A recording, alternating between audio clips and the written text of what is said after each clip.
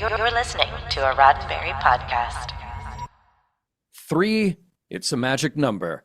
And here we are with a full 3 seasons of Strange New Worlds under our belts. It's 7 p.m. Pacific. It's Monday night. We're here. You're right there with us. It's Mission Log Live. I'm John Champion. And I am Charlene Schmidt. And tonight, it's time to tie up a lot of those loose threads from Season 3 of Strange New Worlds. We're going to chat about the season finale, Episode 10, New Life and New Civilizations. And we want to hear from you. So please call into the show. You know what to do. Stay active in the chat and, bring snacks. Snacks are always welcome, please. I wish you could share with us, but you know the drill by now. All opinions are welcome here, and we cannot wait to hear your thoughts on New Life and New Civilizations. Click that Zoom link. Earl is right there in the Earl Green Room, and then you'll be live with us to chat about Strange New Worlds. Char, I was thinking before I joined our call tonight, I should have actually poured some form of a brown liquor into a rocks glass, and that would have been the appropriate send-off. Maybe I'll do that next week, Hey, you know what? Yeah, there's still time. I would highly recommend. That is very apropos. And, we're a very professional organization here, but there might be bottles of brown liquor somewhere in this office. Right? Hey, Maybe. Uh-huh. Yeah, sometimes duty calls, and that is the right thing to do. Exactly. All right. Hey, speaking of the right thing to do, what now? Yeah, well, let's say hello to everybody in the live chat because it's hopping already. So let's say hello to folks. BC's there, Alan Moraine, Oh, God, Dr. see, Nani. we said it out loud. I'm sorry. I'm sorry. I'm not sorry. Oh, yeah, I know. Who else do we got? We have, let's see, 2 Pauls. Is there a Paul Fecta yet? Let's find out. Ooh, okay, maybe. Got Cheyenne here, lucky. Laura, my sister Ashley. Hello, everybody.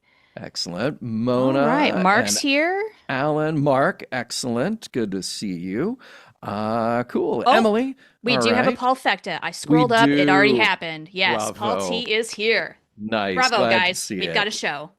we could actually do the show now. Yes, it's Excellent. appropriate. Excellent. All right. Well, good to see everybody. That's very cool. And while you're there in the YouTube chat, make sure you always like, subscribe, share where you can. And we also have our bot should be active, so you can hit things like ! Patreon, and then I'll bring up the Patreon link. And we're going to be sharing more about what we're up to in that world a little bit later. But hey, before we get into the meat and potatoes, as it were, because we have 900 callers tonight. Can't wait to, I know, can't wait to get to them all. Let's talk about what's hot this week, what's fresh in Roddenberry podcasts. So, Mission Log Prophecy is out right now.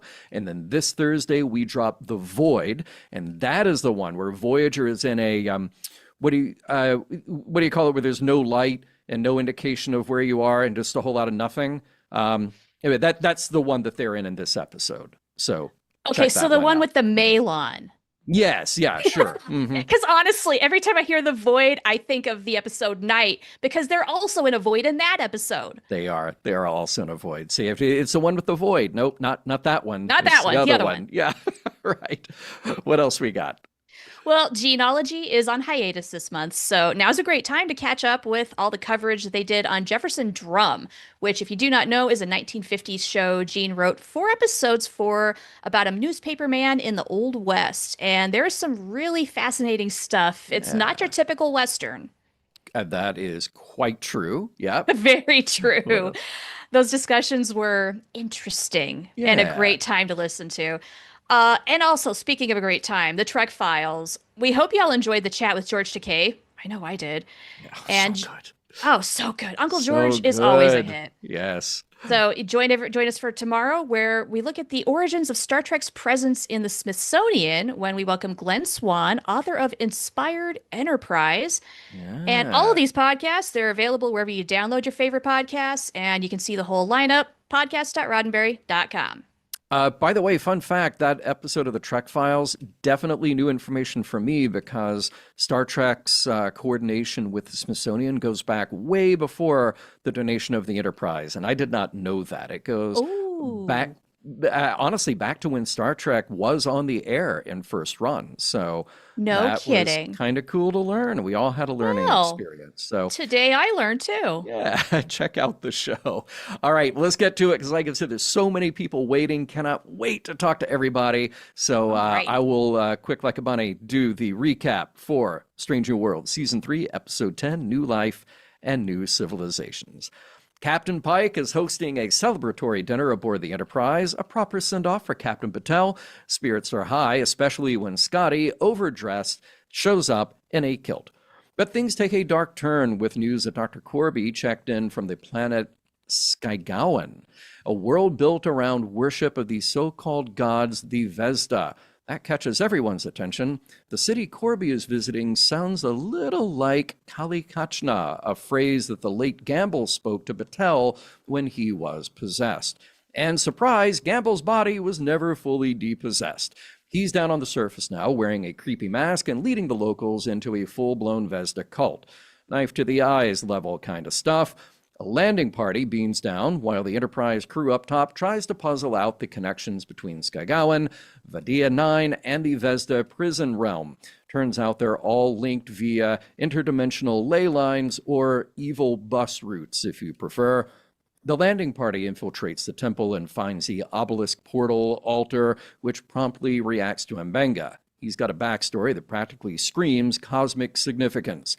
Gamble shoves them both through the portal and back into the prison dimension, where the Vesda promptly starts smashing up the place. Meanwhile, Batel collapses on the Enterprise as her eyes start glowing like a convincing Elizabeth Daner cosplay.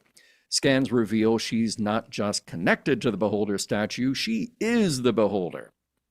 Something about the Gorn DNA, Illyrian blood, and Chimera blossoms has transformed her into the living memory of every species that ever fought the Vesda. So, she's the chosen one.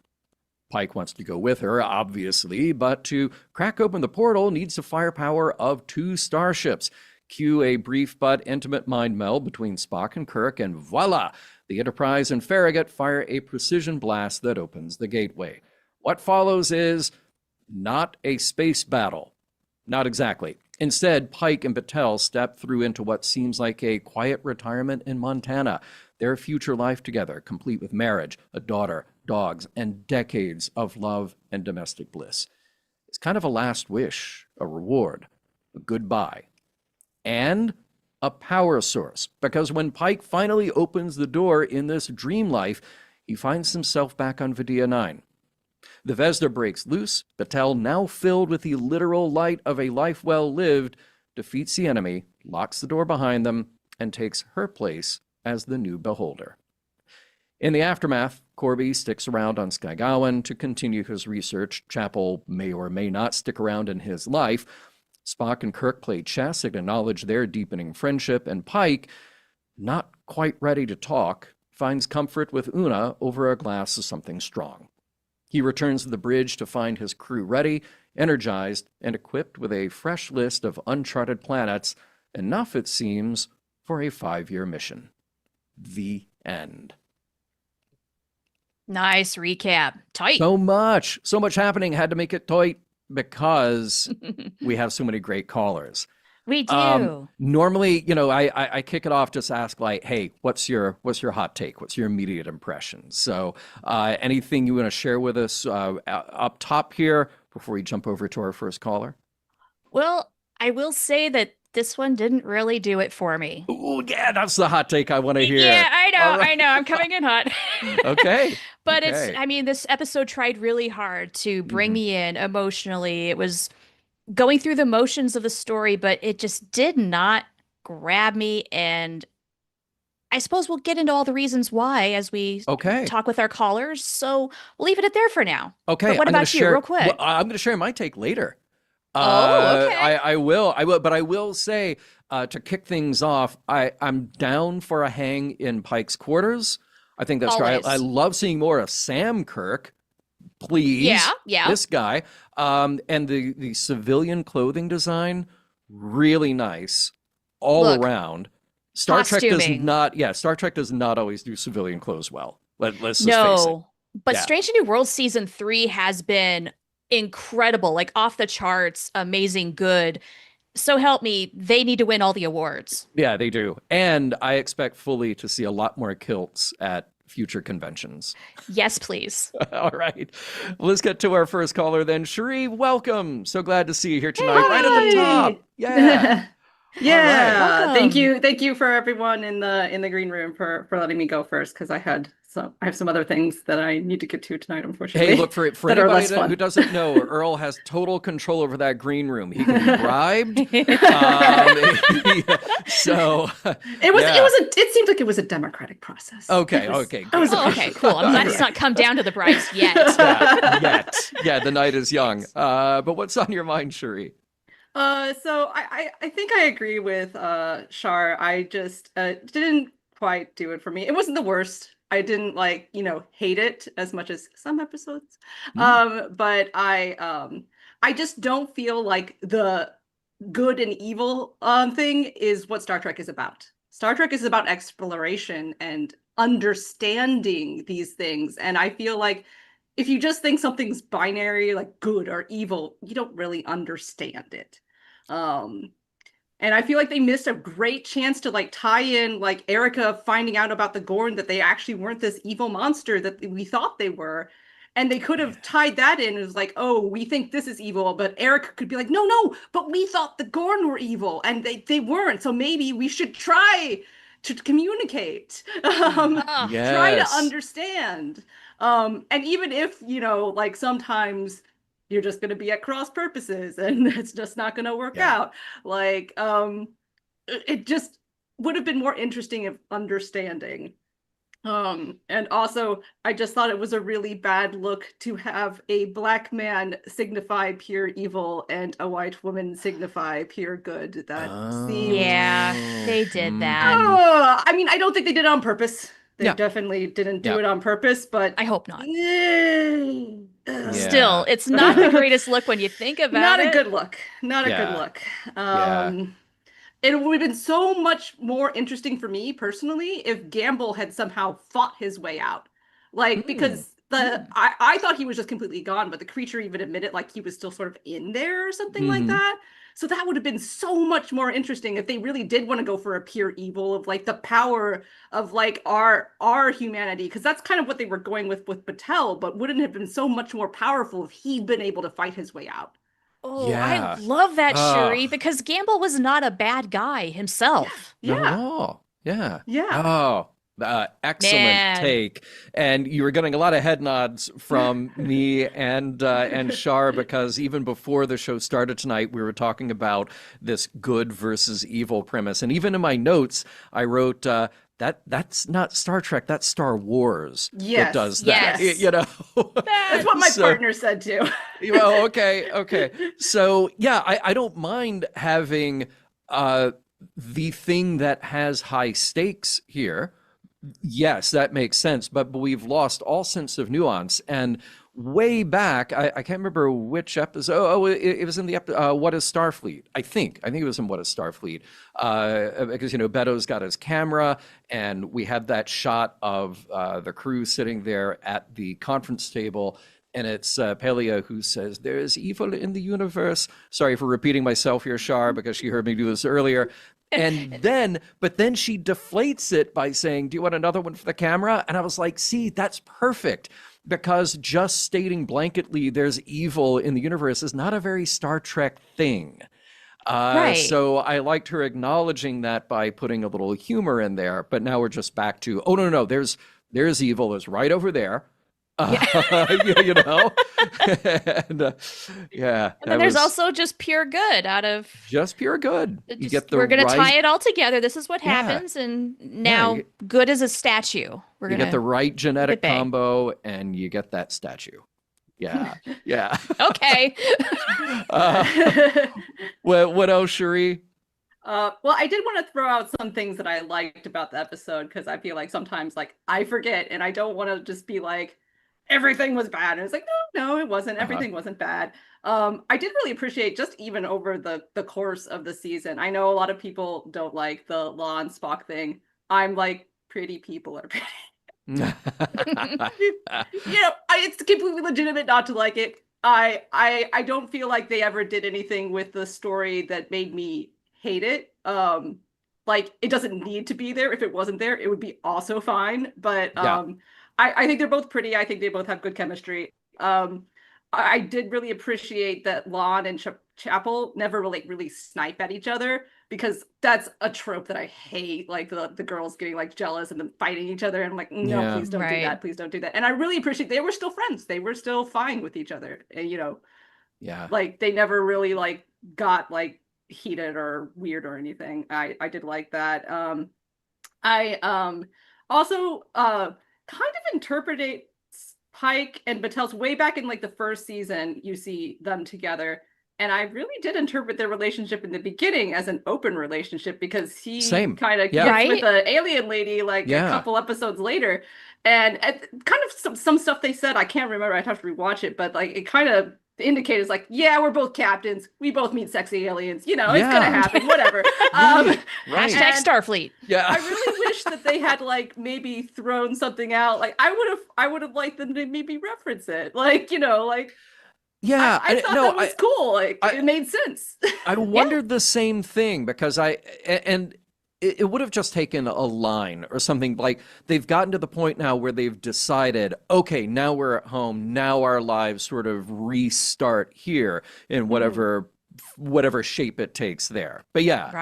Like a Troy and Riker thing. Yeah. They both played around for a little while, and then they finally decided to tie the knot and settle down. Yeah. I would have loved just like one line of her being like, whatever happened to that one lady that you got with, and him being like, hey, I never asked you about like the harem of men on Nigel 4 or whatever. Right. I love it. All right. Thanks so much, Cherie. Look forward to talking with you again soon. All right. Hey. Be good. Till next time. Good to see you. Oh, one more thing. Spark. Please. Spurk. I did love that. Spurk. Good. I've got thoughts. I might save a little later. But I did like seeing them play chess. I mean, it's a throwback right to where No Man Has Gone Before, and just giving that a little bit of history. Like, oh, this is a thing they do. Yeah. All right. Yeah. Cool. Yeah. Thank you, Brandon. All right. Take care. Take care, Cherie. I'm glad Cherie opened the show, by the way, rather than closing the show. Yeah. I love that. Love that energy. By the way, Earl has already laid claim to the Spurk Space Fun helmet. So of course he did. Yeah. Soon. Good on you, buddy, for getting dibs. All right. Let's jump over to our next caller. Brandon, welcome. Hello. Hi. Hey. How's it going? It's going okay. I'm glad I was able to make this one. It was a narrow timetable, but I'm glad I get to talk with you guys about this one. Hey. Because I sort of felt like this episode felt like a good reflection of the season itself. Ooh, do tell. Yes. Oh, yes, I will. It starts off by continuing an earlier story. It telegraphs to us that Batel is super doomed. Yes. Then it unnecessarily shoehorns in Kirk to set up TOS. In this case, to be like, hey, the bromance is because they did a mind meld, which is somehow space Wi-Fi. It is. Then, oh wow, this section is really, really good right now. This is beautiful. I'm really loving this. Then the problem is just removed, and then hey, Spock and Kirk are buddies, and now they're setting up Sad Pike for season 4. So I'm a little worried we're gonna have a broody 4th season. And I kind of, as I was listening to Cherie, I very much I was thinking many of the same things. What was the message in this episode? You know, what happened to monster is just a term people use for something they don't understand. Now we're actually validating sometimes they're just monsters. And not only that, we don't overcome them. Someone who is better than us overcomes them, and we watch helplessly. Yeah. Someone who has the right DNA. Someone who has the right DNA is the one that overcomes them. Exactly. And the biggest question that this episode asks, I think, really is there any difference between a shared crystal clear memory and reality? Is the life that Pike remembers actually real? Dunno, bad guys go in the hole. Oh, Brandon, I am loving this take. Yeah. Really, I'm the big glad. lessons I'm getting out of this episode are from the scenes of all that could have been between Mhm. Pike and Patel having their long and happy life. Because all of our life choices take us down a road, and you always wonder, well, what would have happened if I'd done that and that and that? And that's sort of what this is. Yeah. And I Yeah. thought that was so, we could have had more of that instead of how do we line up the phasers so that we can shoot the thingy. And by the way, none of the people, I don't know if you really noticed in that scene, nobody in that temple reacts whatsoever to two ships shooting the room they're in. No, right. They just keep on playing Parcheesi or whatever. Which Space fine. Parcheesi. Space Parcheesi. Yeah. Which, by the way, two phasers at the same time, they would just melt everything around them. And I feel like in the 23rd century, we have perfected autopilot. So, you know, it would have been easy in autopilot and genlock the two phasers, and you just have one button at that point, and you push the button. So, look, I don't love the overemphasis on James Kirk. I love seeing Sam Kirk here. Yes. That said, I think this, and there was one other episode. I was not here for the discussion of the Salot that ate its tail. That was my only other kind of more favorite interpretation of Kirk, because finally he wasn't magic. Finally, he wasn't in the captain's chair just because he's James Kirk. He actually had some depth and some nuance, and I was like, oh, okay, well, let's explore that guy for a little bit. Yeah. But here, and again, I apologize, all my good stuff is off camera tonight. So before you got here, I was saying that, you know, Stranger Worlds has this problem of unsubtlety. And honestly, all I needed in that last scene, Kirk and Spock didn't need to say anything to each other. They could just be sitting there playing chess. And I could be like, oh, yeah, they had a shared experience. They already had the meet cute several episodes ago. You don't need to just put a hat on a hat here. But I felt like, at least, not necessarily because Kirk understands Spock better, but because Spock understands Kirk better, that kind of sets me up for a little better appreciation of these two. You know? That's a great distinction to make. Right? Yeah. Right? Because I don't think you have to have that with Kirk. Yeah. Right. Yeah. And also, should he just not have quarters on the Enterprise already? Come on, he lives there. I'm reminded of I kept thinking of I wanted to find a gift for this for the Discord, honestly, of just the moment in The Inner Light where Picard's imaginary wife tells his best friend, Bataille, go home. And I just want somebody to go, James, go home. I think Una needs to say that line. She would deliver it really well. Yes. All right, Brandon, we need to jump over to our next caller. Absolutely. Thank you so much for joining us tonight. We'll see Thank you next very time. much. Good to see you, man. See you next time. Take care. All right. Now we get to put some professional opinion behind this. It's Dr. Nani. All right. Somebody Welcome. class up Assuming the the joint. voice works. Yeah. Oh, yeah. Okay, it's working. Good. Hey. Right. Loud and clear. Yeah, finally. Okay. It's hard not to talk when you're a professor. Let me tell you. I believe it. Glad you got your voice back. Yeah. Me too. So this episode, Mhm. after watching it, I'm like, what some of you guys said earlier, like good and evil is not Star Trek. That's not what we're supposed to be about. So then I was thinking, okay, so I was trying to figure out what psychology's stance on good and evil. But before I actually looked it up, I was just like, okay, what do I think about good and evil? And the thing that came into my mind first was actually a Shakespeare quote from Hamlet. There is nothing either good or bad, but thinking makes it so. And so basically all that's saying is that we don't have anything that is inherently good or inherently evil. We have actions or behaviors or thoughts, and the perspective is what changes whether something is good or evil. Because ask my kid, I have done things a bunch of times that I thought I was doing for, I was doing to help out or to be nice, and no, I messed up everything, So but I have a teenager, so that's just what happens.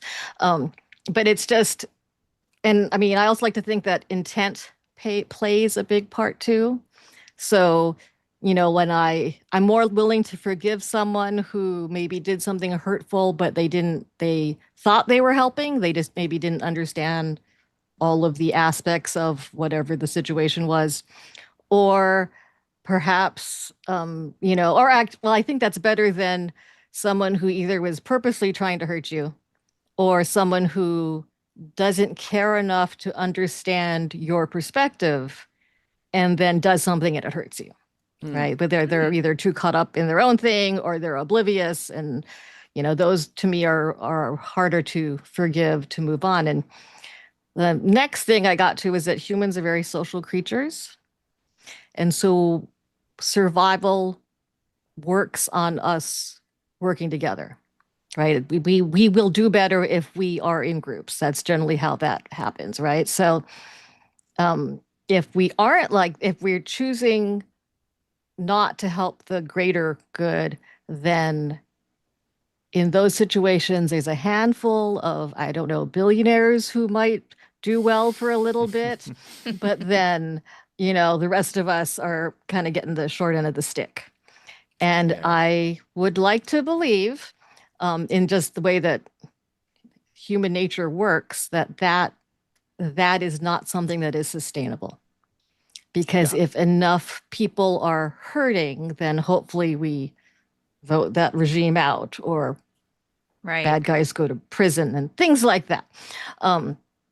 So that kind of got me to this idea that evil or bad is when you're acting selfishly, whereas good would be when you are acting in the better interest or the best interest of, the most people.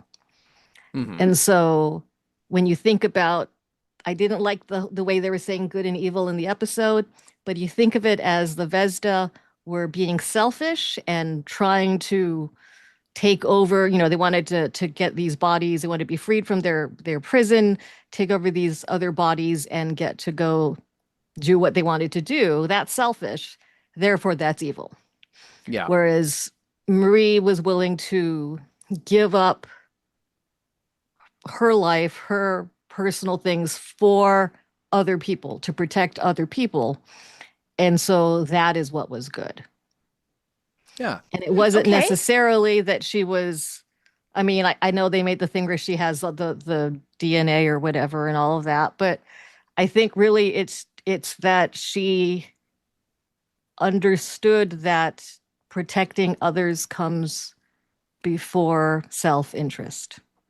Her self-sacrifice is very apparent. I think part of the problem with the Vesda is that they're just sort of, screaming ghosts, and we don't really know, okay, once they take bodies, then what? Then they go hang out at the beach. Then they, there's really there's not something to hang your hat on there. We've just been told, no, they're evil because they're the opposite of this other thing. But okay, but doing what? Right. Yeah. And they have cool masks, and that's kind of it.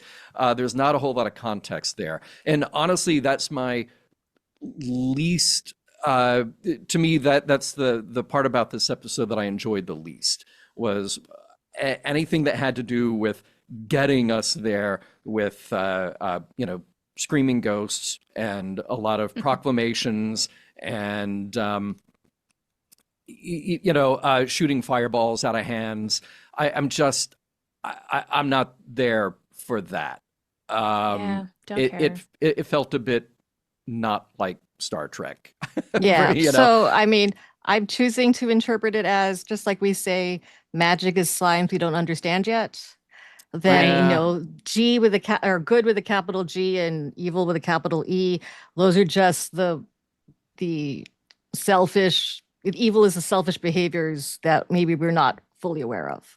Yeah. Or I don't know, something like that, or where that's their whole intent. And when I did look it up afterwards, I was like, okay, how close did I get to, what other psychologists think?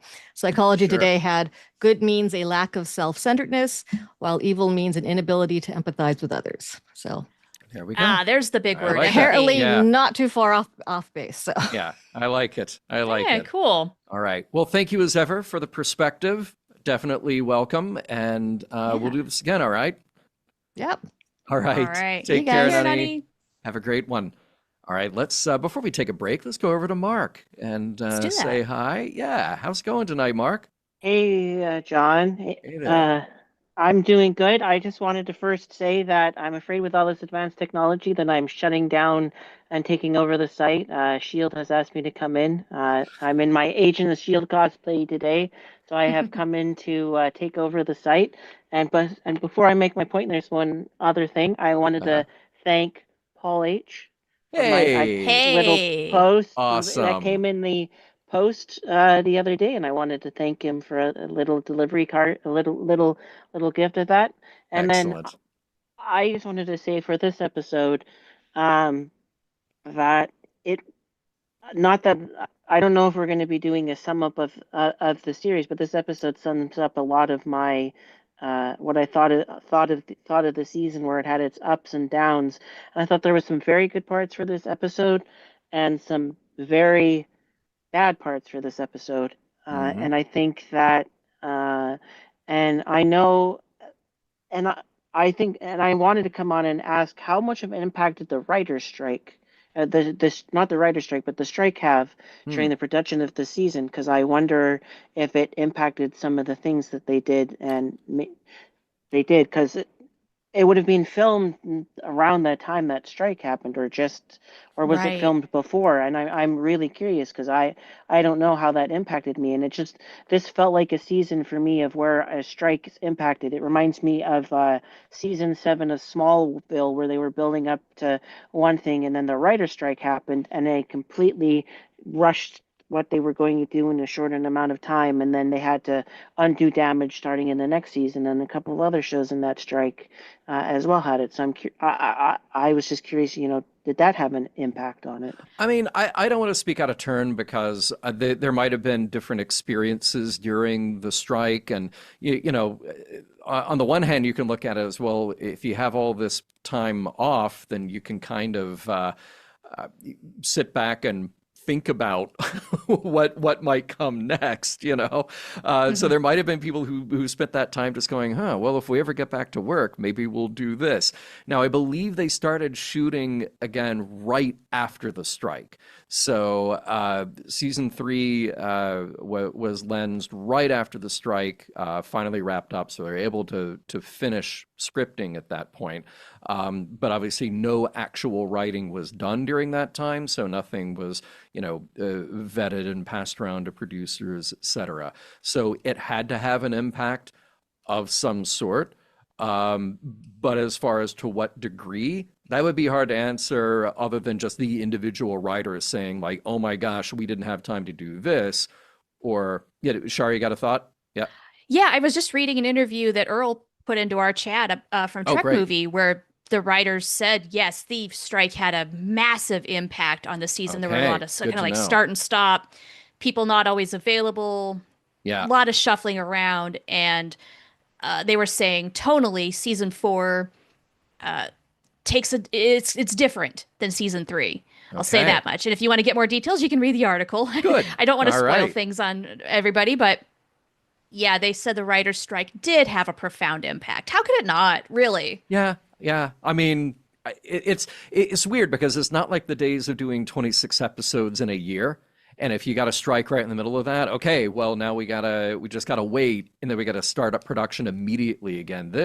We're used to waiting a year or 2 or longer between seasons, and those seasons are shorter, So it's a different dynamic, regardless.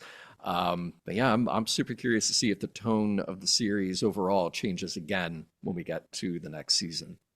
Yeah, me too. Yeah. But yeah, I'm kind of right there with you, Mark. I feel like there were things in this that I loved, which I will get to. But there were things in this that I could easily leave behind. And I feel like that's my summary of the season as well. But we'll save that for next week a bit, maybe. Yeah. Mark, any final thoughts before we jump over here to Jim? I made sure to have the plate empty this time before I came on the show, unlike last week. Yeah, that's much kinder. Much if you want to kinder. see what I had, it's on the Discord in the food section. Fair enough. Because I know you do, and I tagged you in it already. Okay, so, well, there's an Nanaimo nice. bar somewhere up there with my name on it. So there is, Yeah, or several. right. And that's Cool. yeah. So man. thank you so much, and I hope you guys continue enjoying the talk. I always enjoy hearing what people have to say for this. So thank you for letting me be a part of this on here, Mark. and of course on the Discord, where we talked about God and good and evil on VSG just before Mission Log Live. See, there we go. All right, Mark. Nice. Talk to you next time. Take care. Right. And speaking of Discord, Shar, why don't we Yes. just take a second here? We got some great callers lined up. We're just going to take a second here to talk about not just Patreon and Discord, but also the other stuff, the other thing that just dropped in Mission Log World. So we're going to take a break here to talk about the 2 great ways that you can get even more involved with Mission Log, as if that were even a thing. Yes, you can get even more involved. Right? Yeah. So if you're not doing Patreon with us, Yeah. look, that's step 1. Yeah. And it can be just as little as $1 a month. And that gets you into the Discord where the party is Yes. happening all the time. Yeah. So, yeah, if you want to talk anything from Battlestar Galactica to Doctor Who, all of the Star Treks, Quantum Leap, you name it, we've got something for you. Severance.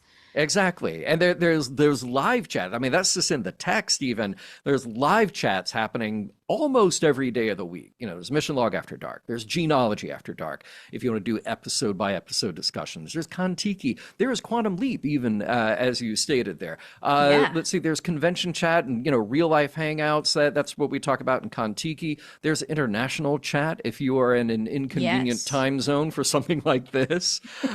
There's chat about the current Trek shows. There's the Trek Files live every other Monday with Dr. Trek himself, Larry Nemechek, to chat it up with all of you Trekophiles. Yeah. So there's so much amazing good stuff happening all the time that I feel bad when I can't do it all because we just have that much going Same on here. now, though. That's great. Yeah. That's a good problem to have. Yeah. And speaking of, the community, look, we want your help. You can have a hand in shaping the future of our shows. And you can do that by taking the Roddenberry Podcast listener survey and give us some feedback. Yeah, so look, it's quick, it's easy, and when you've finished, we send you a secret code that unlocks your entry into our giveaway, where you could win a limited edition TOS film cell plaque. And remember, these are the actual 35 millimeter frames from the cutting room floor, completely one of a kind. By the way, each one of these plaques comes with 3 of those cells. And just the other day, Streamily was selling some of those individual frames for like $150 a piece. So, Oh, no kidding. Yeah, these are high value items because once they're gone, they are gone forever. You only shot Star Trek once, and this is it, right? So that's a one of a kind. The That's very amazing. definition of a one of a kind. Yeah. By the way, the bot is putting that link in the chat, and of course, it'll be in the show lovely. notes as well. Yeah. Thank you, bot. Good bot. Yeah. Good bot. Yeah. You can also find it on Discord if you're on there. And like, say, if you forget tonight to click the link, you can find it there, and as well as the show notes for the show. So you can do that. You can do it after the show and help us be a part of what's coming next. We want to hear from you. Exactly. And who knows, you might just beam home a piece of Star Trek history. By the way, Paul Troutwine reminds us in the chat, there's even a thread about Westerns. There's great stuff. There sure There's some great is. recommendations. There's so much good stuff there. And anyway, but I digress. Yeah. Well, and of course, the food and the watches thread and just everything. Twilight Zone, you name Everything, it. We got it. All right. Let's go over to Jim and let's see what Jim is thinking about tonight. He's there at Party Central in Pike's Cabin. is. I'm here at Pike's at Patel's going away party. Yeah. Nice. Well, what's on your mind other than good food and drink, Jim? Well, it's Pike. There's always going to be good food. Exactly. Yeah. Exactly. I get him. Yeah. Yeah, but personally, I thought this episode, even though I did like it for the most part, Mm-hmm. was kind of can't think of how to say this exactly. What was kind of a Was it reflection meh? of the season. Like there were ups and downs. Uh-huh. I That's thought coming some up of a the lot. acting Yeah. was. I thought some of the acting in parts was. Best way I can say it is underwhelming. Oh, okay. Mm. Okay. Are you going to Like- name names? I can You name. can if you want. You can. Like I thought at the beginning when Corby runs into Gamble, it should have been a moment where he was like, "Oh Jesus, oh Jesus Christ, I'm in deep trouble." But Yeah. it just looked like a guy who was like, "Oh, okay, whatever." Oh, this guy again. Yeah, Yeah. yeah. Mhm. I mean, because we find out in the next episode, or after the credits, like he's he's turned on his emergency beacon, but then they find him just walking around. Mm-hmm. So he doesn't look like someone who is in mortal danger. Yeah. That's a very good Yeah. point. Yeah, it Odd is. choice. Yeah. And the other thing I thought was like, they make it look like Mbenga is going to be a vital part of the entire episode in that opening sequence. But then once Captains Pike and Patel come on scene, you don't see him again until Yes. like the montage sequence at the end. Yeah. He's like the Yeah. key to unlocking all of this, but he's not. He just gets to have kind of a verbal spar with Yeah. Gamble. Okay. Pretty much. Yeah. Yeah, he's got to be there for a little while and then he's got to back off, I guess. Mhm. Like kind of like how he has all season, honestly. There's certain episodes where he just kind of gets shoehorned in, like, well, okay, we got to use the guy, so let's give him a few lines here and do this. Yeah, like Okay.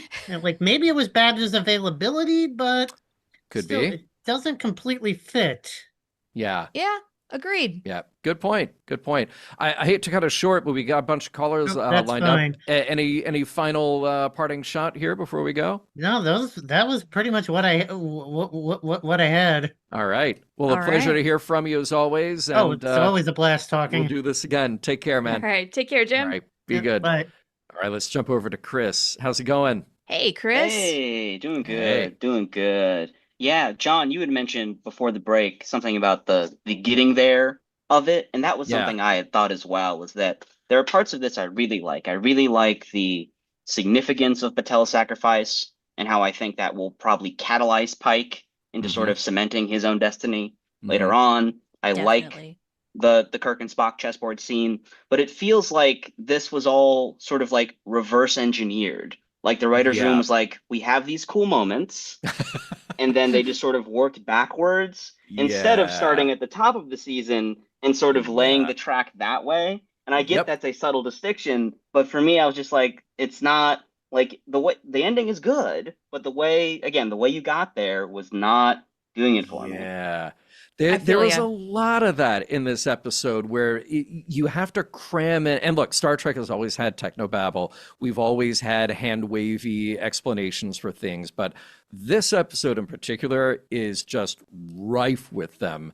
And just the very fact that this realization of what Batel has become, it just, we get a couple of lines of dialogue like, no, Chris, this is me now. This is what I got to do.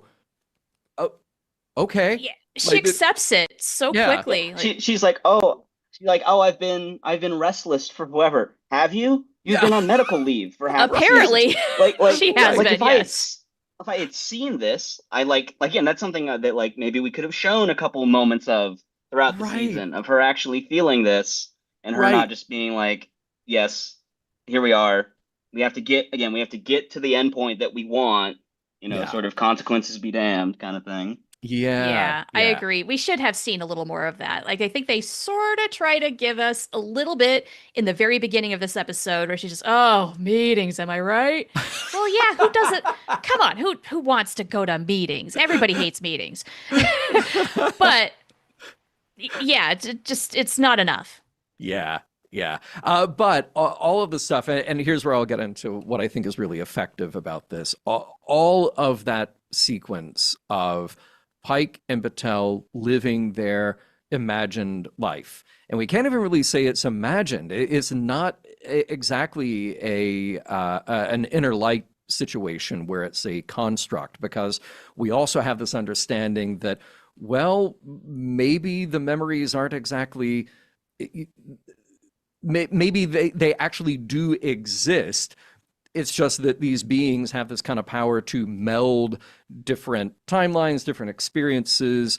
Something that occurred in the past actually occurs in the future, vice versa. So they leave that appropriately vague in this whole episode. And what I like is that Battelle gives Pike a gift, but she is also giving herself a gift, the one that she will not be able to live. She knows that she cannot have that life. The benefit of giving herself that gift is that then she draws from the experience, she draws from this life filled with love, with family, etc., in order to be able to counteract the quote unquote evil with a big E of the Vesda. So there is something very poetic about that, But she gave Pike this experience that then, we know that he's going to live with this memory until he gets to the point that we know is his actual fate. But is there some satisfaction in having had that experience? And going back to what Brandon brought up earlier, this is something that I thought about after watching the show. We have a very difficult time in our brains distinguishing between a memory that is real and the just experience of a thing. So whether or not that was quote unquote real, the experience, the emotion, everything that he draws from it, the significance of it is still very much real. So there was a poetry, there was a symmetry to their shared experience that I really appreciated. And and I'll give my ultimate, my final take on this episode here, because why not? All of the magic space wizards shooting fireballs out of their hands, all of the hand wavy, like, here's why we're going to this place, and here's why Gamble is there, and boy, something escaped out of the transporter, and all of that stuff that drove me nuts, that I just felt like was such a chore to get through, and it was so clunky. Like you said, it's laying the track in the reverse direction. All of that went away when I watched the scenes again of just Pike and Battelle at home. And when we got to that final scene of Pike in his quarters with Una. And for a show that is so unsubtle, that has to telegraph every moment to you and tell you exactly what's going on in every moment, they actually decided to show instead of tell. They actually just let these two people sit there and have a drink, and he's not ready to talk about it yet.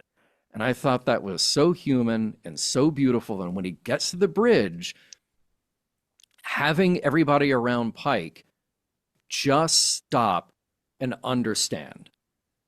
And that was great. And he's a little uneasy. He's a little uneasy going back, but he's welcomed by that found family again. And I have to tell you, both times I watched this episode and prep for this, I got seriously choked up watching all of that. And it made me forget, at least for a moment, all of the clunky story stuff that did not sit well with me. But it really is this experience of life and loss in these very big poetic forms. And that absolutely hit me right in the heart. So even if this episode is kind of a mess, I will always remember that part, the emotional impact that it had on me, as being one of the heights of this season. And maybe I'll come back to that when we have our season wrap up next week. But it's your fault, Chris. You brought all of that out of me now.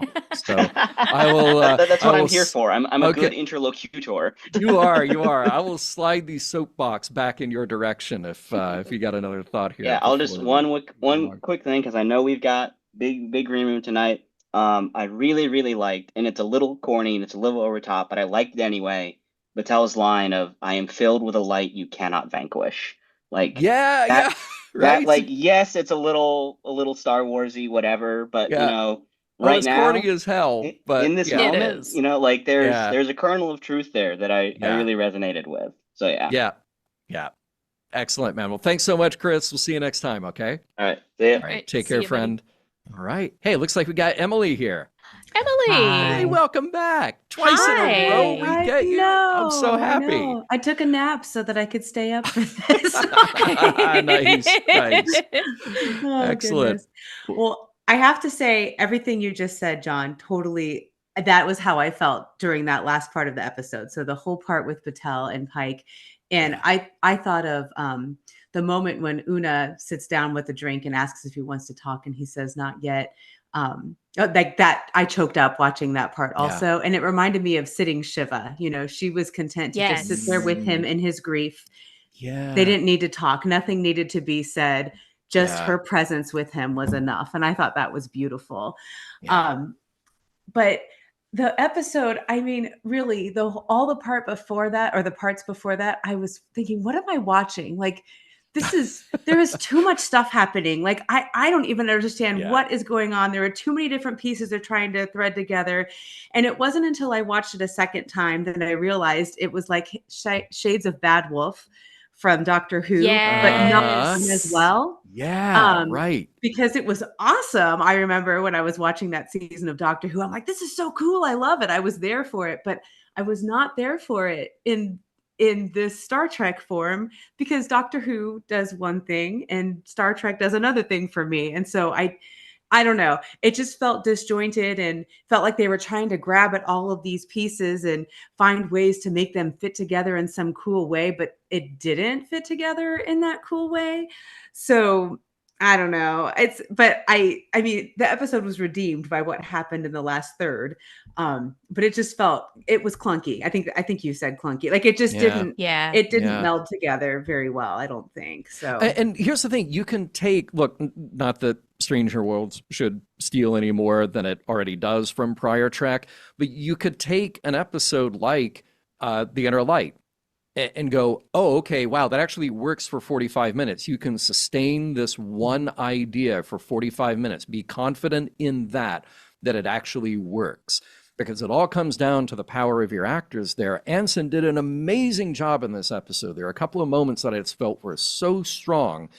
That moment when he's sitting in their house in Montana and he's just thinking about this next mission that he's going on, that he thinks is the one with the accident. Yeah. The way he is unable to get out those words, I was nearly in tears from that. Mm-hmm. And then you come back to it's just a moment, just the look on his face when he comes back under the bridge.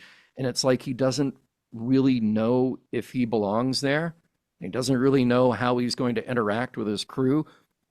And it takes him time to get back into the seat. And I just thought, my God, this guy is so good that you could cut half of the, paw wraith stuff and, and just focus on that. You'd be fine. Yeah. Yeah, No, totally. So, oh, by the way, also shades of 2001, I thought, when we were in the fantasy future life that they were having. I like the editing there. I like kind of going from time to time, and he's just kind of aging before our eyes, like, strong stuff. That whole sequence was really well done. Yeah, it was. Yeah. Anything else, Emily, before we jump over here to Alan? Nope. I know we've got a few more people wanting to call. No, I'm good. Come on. This is only your second time to call. So, well, I mean, I always have thoughts about the good and evil stuff, but that's, I don't know. I am much more interested in exploring the ethical implications of things and that kind of drive. And I think good and evil is too easy. And I just think life is more complicated than that, than just having this big bad evil that's, the pre-evil of all evil. And and I think we as a society need to learn nuance better. And so I would like our storytelling to have a little more nuance, because too often it doesn't. And we just make things cut and dry. So I feel like Star Trek sometimes is good at nuance. Sometimes it's like bonk bonk on the head too. Right. But Yeah. But it does do nuance sometimes. And so I don't know. I could have done without that was what it ultimately was this, source of all evil. And I was just like, I don't need that. Right, agreed. Well said. All right. Take care, Emily. We'll see you next time, okay? Bye. Good to see you. Bye. Good to see you. All right. Let's jump over to Alan. How's it going Hello. tonight? Hey, John. Hey, Shar. How are we Hello. doing tonight? Doing all right. How about you? I'm doing pretty good. I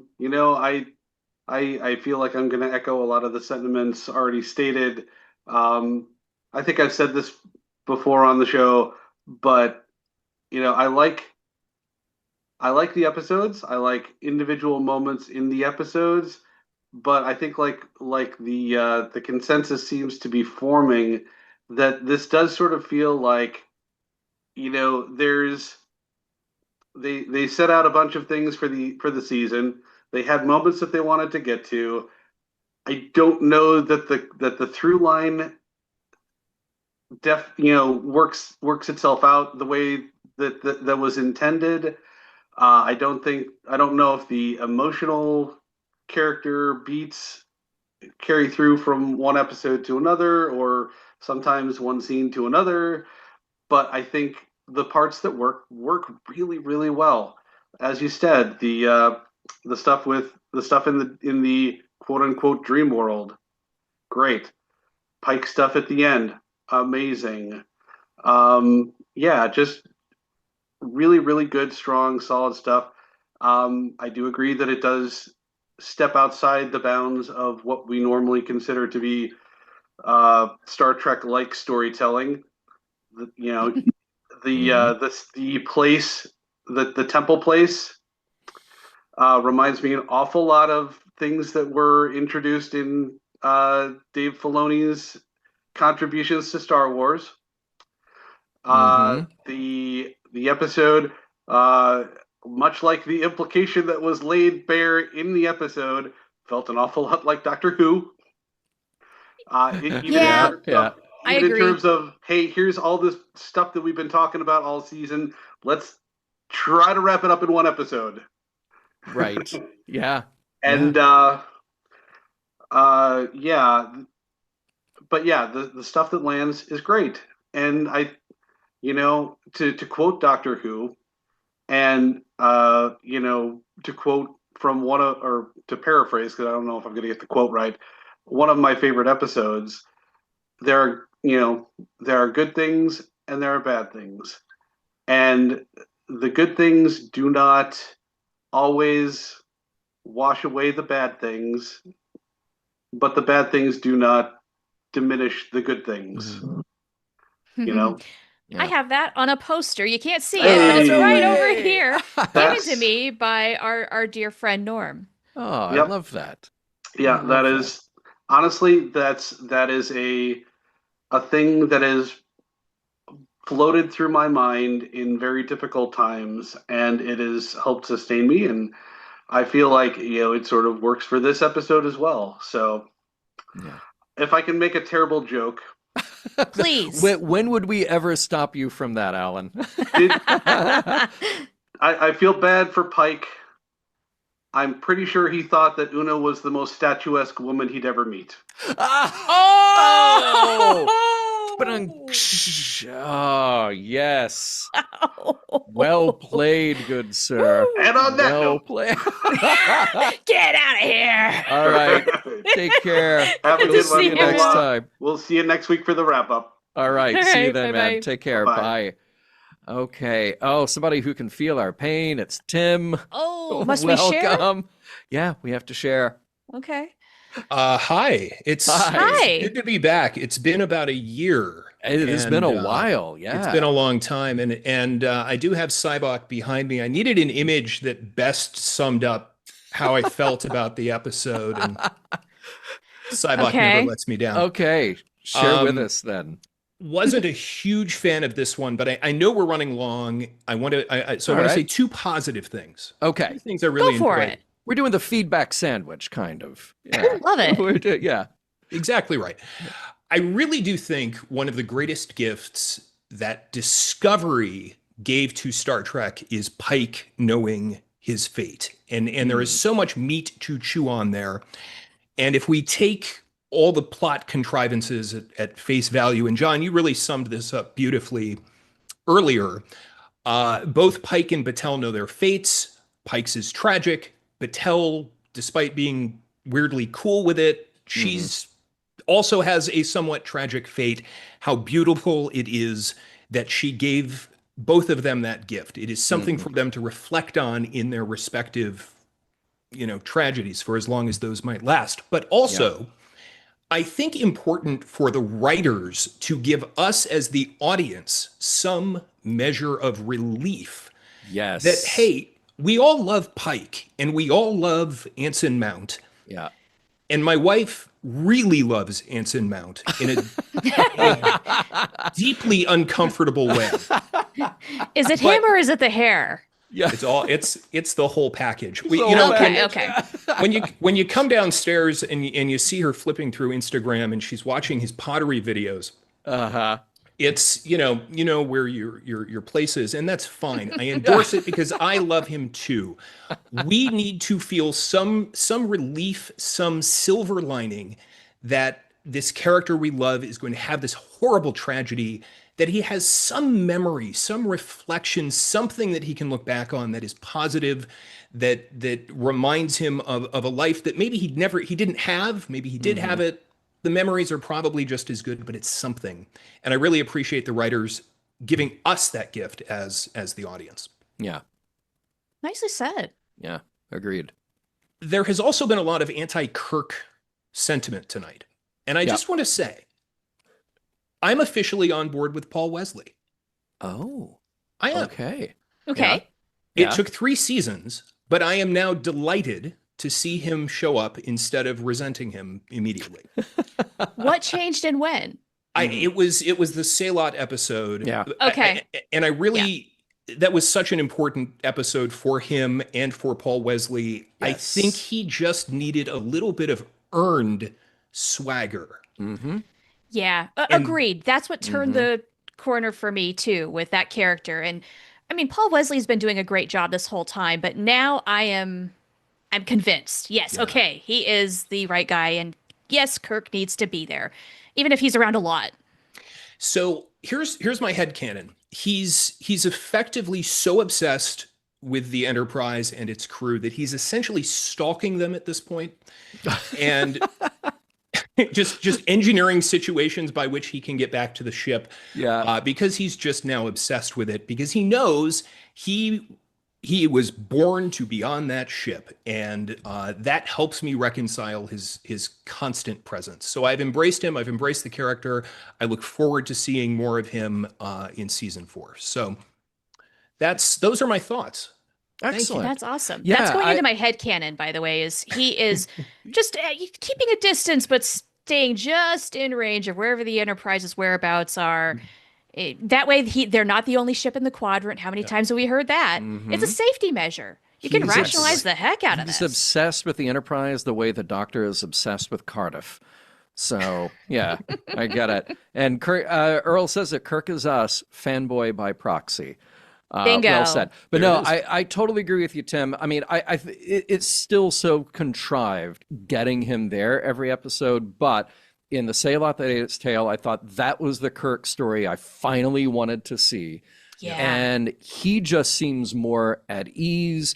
The character is a bit more fleshed out now. I still wanted more of Sam Kirk, but we got a little more of him here. There's still time, yeah.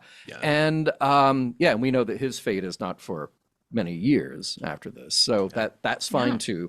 I think Paul Wesley was great in this.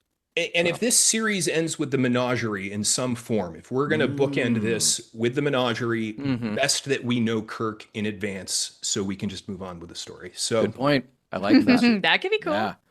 All right. Thanks so much, Tim. And we'll see you next time, I hope. Hopefully it's not a year. All right. Thanks so much. Nice to see you. All right. Take care. And thanks, everybody, for staying a little longer tonight. We still want to talk to John Arminio. I'm not sure if anybody else is in the queue here, but we do. John, welcome to the show. What are your thoughts tonight? I think I'm the last person. So So Thanks let's for get hanging around. weird. Yeah. Let's go. Kicking John, off our next hour now. With John, I'm really glad you brought up Inner Light, because I couldn't help but think of that episode while we were going through Pike's other life or imagined life. And just how like Inner Light is just one of my favorite pieces of like fiction that I've experienced since I've been alive. And that's just, Picard experiencing that other life. And so all the Sturm und Drang that, this episode, Strange New Worlds, and like modern Trek has grafted on to the franchise, I think is dragging it down. As powerful as those moments were, it's just not as effective as Inner Light is. But I'm fascinated by the idea of effect without cause that's come up when the Vesda have been involved. And I'm a big film dork. Stop, not you. And the French director Robert Bresson, very influential, made a lot of challenging films, but one of his philosophies is that when you experience life, you experience the effects, and you don't know the cause. So that's why sometimes watching his movies is a little discombobulating, because you come across events without knowing why they're happening. And while I don't expect Star Trek to bring in influences from French New Wave, I wish that we could see the show not be so obsessed with direct cause and effect. Because we're so sort of dialed into the friendship between Kirk and Spock that we know is coming, the tragedy of Pike that we know is coming, the crew of the Enterprise that we know is coming, the characteristics of Scotty that we know. It's down to the characteristics of these characters that we fell in love with decades ago, rather than just experiencing the adventure. And I think one of the great like Zen koans of Star Trek is like, I choose the danger. It's hard to choose the danger if you know what's around every corner. Yeah, good point. And so as powerful as some of those scenes with Pike are, I feel like if the show chose the danger, we could have those moments more often. No, that's so much more insightful and poetic than I could ever put it. I think that what you're describing is what I feel when we have to kind of stop the show to introduce. It's not just that we're introducing a character, we also have to show you how that character meets this other character and how their dynamic is now defined to fit your memory of those characters from this other show. And I don't need any of that. I do not care how any of those people ended up on the Enterprise, getting to TOS, I don't care, because I assume it's just somebody at Starfleet figuring out crew assignments. And maybe there are some of these people who met each other before, but Star Trek 2009 did a really good job of that. Guess what? You're getting a shuttle. You're going to the Enterprise. See ya. That's all I need to get me on board with those people. And I think what you're describing here is like, if I just had these people there doing the things, then I wouldn't need all of that sort of pre-built cause in the background. So I feel like the franchise is Pike. Right. It's like, we're going to this place. We have to keep that in mind at all times. No, man, just like live in the moment. Yeah. By the way, Cheyenne makes a great point here that I think I had in my notes somewhere, and I 100% agree with you. At least Pike experiences it as himself. Picard was someone else. And that, of course, is the big difference between Inner Light and what we see here in New Life, New Civilization. Cheyenne with another great point. Yeah. Shocking, Cheyenne's right? a smart one. But yeah, 100% that this is so much more meaningful for Pike because it is his alternate life. And, like we're all saying here, he's going to get to a point where he doesn't live that life, but he had the experience of that life.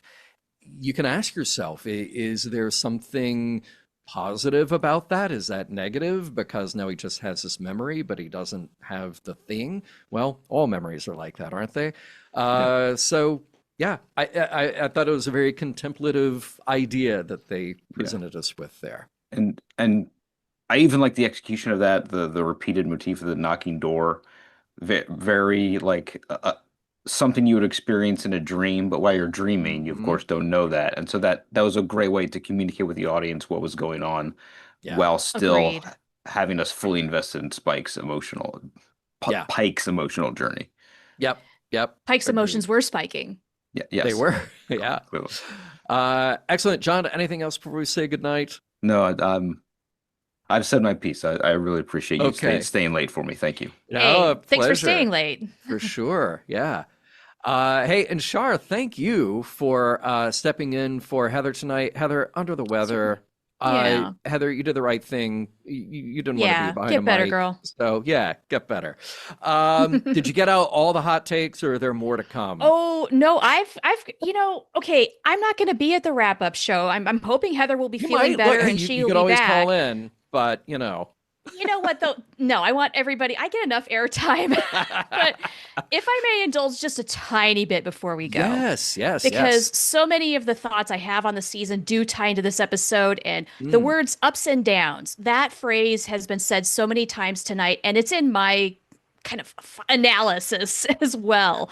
And okay, so going into this season of Strange New Worlds, it's 2025. Things are turbulent, and I am so ready for Star Trek to feed my mind and my soul, right? It's a steadying force. It's something that helps me stay focused and calm and happy, even in the most trying of times. And so I'm ready for this, and we start getting it. And I feel like now that we're at the end of the season, instead of a menu filled with nourishment, we got a crash diet. Some of what we got was absolutely amazing. And in those moments, it was like the equivalent of getting that perfectly balanced meal that is nutritious and tasty and satisfying. Sure. And you think you're going to get more of that. And then you don't. Maybe you get a sugar bomb. Yeah, right. And look, I don't want to denounce any of these things, but say ornate costumes, flashy guest stars, gimmicky concepts. That's not going to fill you up for very long. That's the entertainment equivalent of junk food or calories without adequate nourishment. And so throughout the course of the season, there's been the satisfying times. There's been the times of feeling absolutely starved of the Star Trek I'm craving. And then other times, my blood sugar's risen and crashed so many times like a roller coaster that I am tired. And I can't keep doing this. I'm kind of glad we're going to have a little bit of a break, if I'm being perfectly honest. So... All right. I am not gonna just ditch the show and say I'm done. I will watch season 4, and I'm going to go in optimistically like I did this season. I wasn't looking to hate it. I really wasn't. Yeah. But you know what? I am gonna go into season 4 a little weary after this experience because this was not for me. And if you did enjoy it, I'm glad you did. Okay, excellent. I love that. I may even quote you when we go into next week's season 3 wrap-up episode. Go for it. I log it. Well said. And you know what to do. Join us next week. With that said, Mission Log Live is produced by Roddenberry Entertainment, technical production on Mission Log and Mission Log Live by the inductive Earl Green. Be sure to visit podcast.roddenberry.com for the latest from Roddenberry Podcasts. If you'd like to support Mission Log directly, give us a look at patreon.com/missionlog. Thank you to everyone who joined us live or later, and thanks for staying late. Let's come back and wrap up season 3 together. We look forward to seeing you all next week.